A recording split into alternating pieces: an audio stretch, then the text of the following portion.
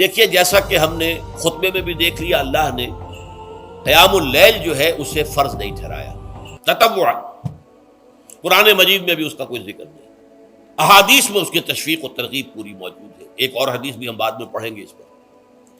اس کا پس منظر کیا تھا کہ اس کو چھوڑ دیا گیا۔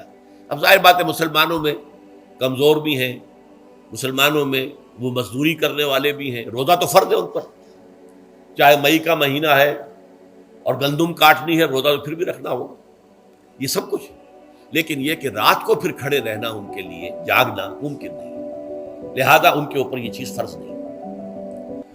حضور نے تراویح کی نماز یا قیام اللیل نہ اسے فرض قرار دیا، نہ اس کے بعد جماعت کوئی اہتمام کیا مستقل، صرف 3 راتیں آپ نے جماعت کروائی ہے، اس میں 8 رکعتیں آپ نے پڑھی ہیں کہ جو آپ کا معمول تھا تہجد کا وہ پڑھی، اور تہجد کے وقت ہی جماعت کرائی ہے۔ یہ ہے وہ حدیث۔ اس کے علاوہ کسی نماز تراویح جو ہے جو ہم پڑھتے ہیں 20 رکعتیں عشاء کے ساتھ متصل، اس کا کوئی ذکر نہ دور نبوی میں ہے نہ دور صدیق اکبر میں ہے۔ یہ دور حضرت عمر کی خلافت میں ہوا ہے، اور ہم نہیں کہہ سکتے کتنے سال کے بعد ہوا ہے۔ حضرت عمر رضی اللہ تعالیٰ عنہ کی خلافت کا دور جو ہے وہ تو 10 برس ہے، ہو سکتا ہے 5 برس کے بعد ہوا ہو، 6 برس کے بعد ہوا ہو، 12 ہوا ہے ان کے عہد۔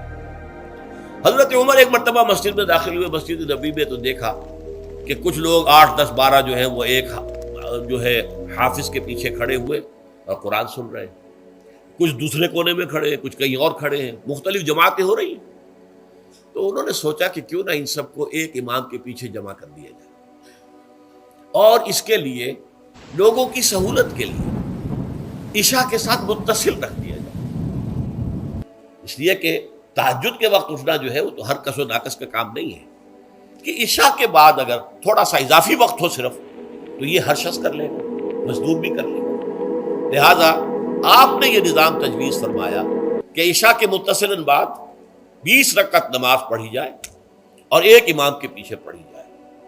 یہ گویا کہ اجتہاد ہے حضرت عمر رضی اللہ تعالی عنہ، اس کو آپ نے خود بدعت بھی قرار دیا ہے، لیکن بدعت حسنہ۔ بدعت کس اعتبار سے؟ لغوی اعتبار سے، نئی بات، اس لیے کہ حضور کے زمانے میں نہیں تھی، تو یہ اس طریقے سے ایک نئی بات ہے، لیکن یہ بات چونکہ بہت اچھی ہے، بہت عمدہ ہے۔ آپ جب یہ نظام چل پڑا تو ایک دن مسجد میں آئے، دیکھا کہ بڑی بھری مسجد ہے، صحابہ کھڑے ہیں اور ایک امام کے پیچھے قرآن سن رہے ہیں۔ آپ نے فرمایا نعم البدعۃ ھذہ، یہ جو ہم نے نئی بات شروع کی ہے یہ بہت اچھی ہے، بہت عمدہ ہے۔ اب یہاں سے فرق واقع ہو گیا ہے۔ ایک تو اہل تشیع جو ہے وہ تو ویسے ہی حضرت عمر سے بہت دشمنی رکھتے ہیں، عناد رکھتے ہیں، تو حضرت عمر کے اجتہادات سے انہیں نفرت ہے، انہیں دوری ہے، چاہے وہ کوئی سا بھی حضرت عمر کا اجتہاد ہو۔ ہمارے ہاں اہل حدیث حضرات بھی در حقیقت حضرت عمر یا کسی اور خلیفہ راشد کے فعل کو وہ سمجھتے ہیں کہ یہ ایگزیکٹو آرڈرز ہیں، یہ ہمیشہ کے لیے نہیں ہے۔ حضرت عمر نے اپنے دور میں ایک نظام قائم کیا، ان کے دور کے لیے ٹھیک تھا، یہ ہمیشہ کے لیے نہیں ہے۔ ہمیشہ کے لیے وہ 8 ہی رکعتوں کے قائل ہیں، وہ تہجد والے، لیکن اس میں بہرحال انہوں نے بھی خود یہ اضافہ کیا ہے کہ وہ 8 رکعتیں وہ عشاء کے ساتھ متصل پڑھتے ہیں، تہجد کے وقت تو نہیں پڑھتے۔ اور حضور نے تو صرف 3 روز جو ہے وہ کرائی تھی جماعت، وہ لوگ 30 دن یا 29 دن پڑھ رہے ہیں، تو اضافہ تو انہوں نے بھی کر دیا، تو نظام میں تبدیلی تو ہو گئی۔ لیکن اہل سنت جو کہلاتے ہیں، ہمارے جو 4 جو ہیں، جو ہمارے مسلک ہیں، حنفی، مالکی، شافعی، حنبلی، ان کا اتفاق ہے اس پر حضرت عمر کا، کیونکہ ان کے سامنے اصول یہ ہے کہ حضور نے فرمایا علیکم بسنتی وسنت الخلفاء الراشدین المہدیین، تم پر لازم ہے کہ میری سنت کو پکڑو مضبوطی کے ساتھ، اور میرے خلفاء راشدین مہدیین جو ہیں ان کی سنت کو پکڑو۔ اس اصول سے یہ 4 فقہیں جو ہیں حضرت عمر کے اجتہادات جو ہیں ان کو بھی پابندی سمجھتے ہیں کہ تمام عمر کے لیے، قیامت تک کے لیے امت مسلمہ پر ان کی پیروی لازم ہے، لہذا اس میں اجماع ہے۔ اور یہاں تک کہ یہ سب سے آخری جو اس میں مسلک پیدا ہوا ہے زمانی اعتبار سے، سب سے پہلے مسلک جو ہے حنفی پیدا ہوا ہے، پھر مالکی پیدا ہوا ہے، پھر شافعی پیدا ہوا ہے، اور پھر حنبلی آخری ہے۔ اور امام احمد ابن حنبل بہت بڑے محدث بھی ہیں، مسند احمد ابن حنبل جو ہے وہ بہت بڑی کتاب ہے، بہت اہم کتاب ہے، جامع کتاب ہے، تو ان کے ہاں بھی 20 رکعتیں ہیں۔ چنانچہ حرمین شریفین میں، سعودی عرب میں، مکے اور مدینہ منورہ میں جو نماز تراویح ہوتی ہے اس کی 20 رکعتیں ہیں، لیکن اہل حدیث حضرات جو ہیں وہ اس 8 کے اوپر اکتفا کرتے ہیں۔ بہرحال یہ ایک اختلاف ہے جو میں نے اس کا پس منظر بیان کر دیا، لیکن اس 20 رکعت نماز سے ادا کرنے سے، جو کہ زیادہ سے زیادہ 50 منٹ یا 1 گھنٹہ لگتا ہے، اس سے وہ قیام اللیل کا حق ادا نہیں ہوتا۔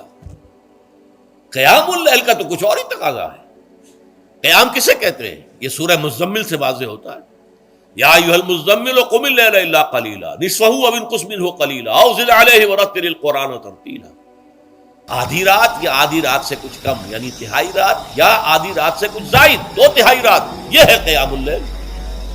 چنانچہ سورہ مزمل ہی کی آخری آیت جو دوسرا رکوع مشتمل ہے جس پر، اس میں صاف کہہ دیا گیا ان ربک یعلم انک تقوم ادنی من ثلثی اللیل ونصفہ وثلثہ وطائفۃ من الذین معک۔ اے اللہ کے نبی، اللہ خوب واقف ہے کہ آپ بھی اور آپ کے ساتھ ایک جماعت بھی رات کو کھڑی رہتی ہے، 2/3 رات یا آدھی رات یا 1/3 رات۔ تو یہ سارا معاملہ جو ہے قیام اللیل کا، گویا کہ کم سے کم 1/3 رات پر اس کا اطلاق ہو سکے گا، یہ نہیں کہ 1 گھنٹے۔ اب اس کے ضمن میں دیکھیے حدیث پڑھیے، تیسری حدیث ہے ان عبداللہ ابن عمرو ابن العاص رضی اللہ تعالی عنہ۔ یہ وہی عبداللہ ابن عمرو ہے جن کی میں نے آپ کو حدیث پہلے سنائی ہے۔ یہ ساری رات کھڑے رہتے تھے، پوری رات، اور ہر روز روزہ رکھتے تھے، جس پر حضور نے منع کیا، لا تفعل، مت کرو ایسا۔ رضی اللہ عنہما، یہ خود بھی صحابی ہیں اور ان کے والد عمرو بن العاص بھی صحابی ہیں۔ ان رسول اللہ صلی اللہ علیہ وسلم قال، کہ اللہ کے رسول صلی اللہ علیہ وسلم نے فرمایا، الصیام والقرآن یشفعان للعبد، روزہ اور قرآن بندے کے حق میں شفاعت کریں گے۔ یقول الصیام، روزہ یہ عرض کرے گا اللہ کی جناب میں، اے رب پروردگار، انی منعتہ الطعام والشہوات بالنہار، میں نے تیرے اس بندے کو دن کے دوران کھانے پینے سے اور اپنی شہوت کا تقاضا پورا کرنے سے روکے رکھا، یہ میری وجہ سے روکا رہا، تو میری شفاعت اس کے حق میں قبول فرما، فشفعنی فیہ، میری شفاعت اس کے حق میں قبول فرما۔ ویقول القرآن، قرآن کیا کہے گا؟